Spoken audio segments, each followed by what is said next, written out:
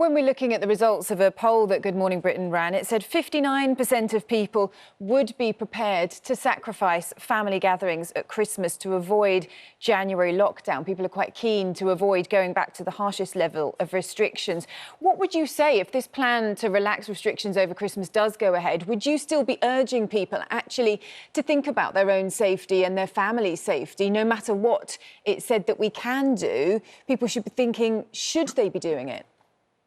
No, Charlotte, you're absolutely right. And I always say, take personal charge and make your own decisions. Therefore, once you know the biology of how infections spread, you say to yourself, I am not going to mingle before Christmas and I'm not going to gather in families. If I am going to get together with a family group, at least make sure you are not infected, infectious, and you don't infect family members. How do you do that? At least 15 days before you're going to meet up, keep a very, very low profile so that you are not potentially infected and infectious over the Christmas period.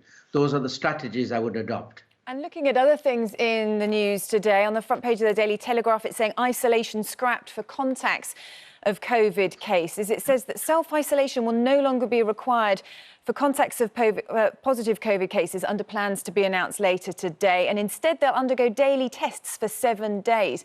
What do you make of this? Do you think it's time, because there hasn't been the compliance necessarily, has there, with people self-isolating for 14 days? Do you think this is a better system? Should we be looking at how we improve things to make sure there's maximum compliance?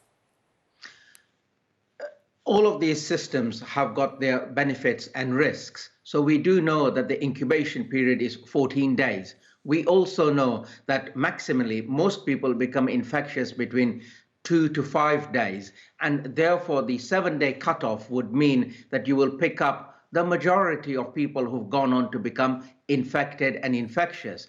Having said that, you will miss about 20 to 30% who become infectious later on. So we need to be aware that if you adopt this, then you will miss a fair proportion of people who have gone on to become infectious after day 7.